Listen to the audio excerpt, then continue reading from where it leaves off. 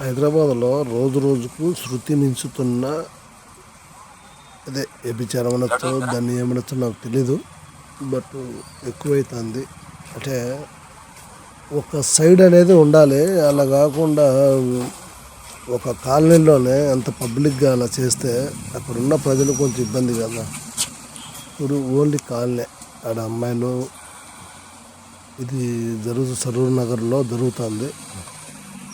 అయినా ఇది తప్పు. కొంచెం వాళ్ళు ఏదైనా ఒక ప్లేస్లో పెట్టుకుని ఒక రూమ్లో పెట్టుకుని పోవడం కరెక్ట్. కానీ ఇలా కాలనీలో ఉంటే పక్కన వాళ్ళకి ఎలా ఇబ్బంది ఉందంటే ఆ ఏరియాలో వచ్చే ఆడవాళ్ళను కూడా అదే కోవకేసి ప్రతి ఓడు ఆ ఏరియాను చీపుగా చూస్తారు.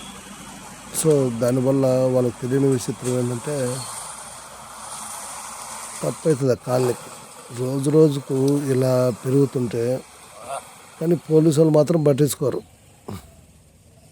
ఎందుకు పట్టించుకుంటారులే ఆయన వాళ్ళు. చూడండి ఒక్కొక్కడు ఆ కాలనీ సైడ్ ఎలా తిరుగుతారో. దానివల్ల పక్కనకి ఇబ్బంది ఉండదా. ఫ్యామిలీస్ ఉంటారు కదా చుట్టుపక్కల, వాళ్ళకు చాలా ఇబ్బంది ఉంటుంది. మళ్ళీ కాక ఎవడో వచ్చాడు, ఇద్దరు వచ్చిండ్రు, వీళ్ళిద్దరు లాపోయిండ్రు అని మన వాళ్ళు. మన మగజాతి మాత్రం ఆనిముత్యాల ఏడున్నా ధైర్యంగా ధర్మంగా పోటీగా వెళ్ళిపోతారు ఈ ఆనిముత్యాలు.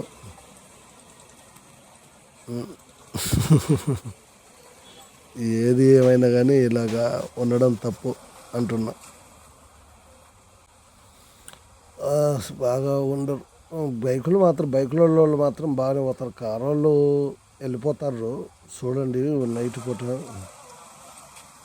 మన వాళ్ళు ఏంటంటే, అంటే ఇంక్లూడింగ్ నేను కూడా అంతే అనుకో. ఎవడైనా మగపిల్లోడే కదా. ఇక్కడ ఒకరిని చేతి చూపిస్తే ఇంకొక చేయి మన సైడ్ వస్తుంది. కానీ బట్ అక్కడ ఏం తెలియాలంటే కాలనీ కదా, కాలనీలో ఉండడం తప్పు అంటున్నా. కానీ పోయేటప్పుడు మాత్రం ఒక్కొక్కడు స్టైల్గా చెవులో చేతులు పెట్టుకొని ఏమన్నా స్టైల్గా పోతారా. చూడండి బలిపోతాడు కాక. కాక బేరం కుదిరిందబ్బా, ఇద్దరు బేరం కుదిరింది. చూస్తాను ఎవరన్నా వచ్చి అటుగా పక్కకు వస్తారు.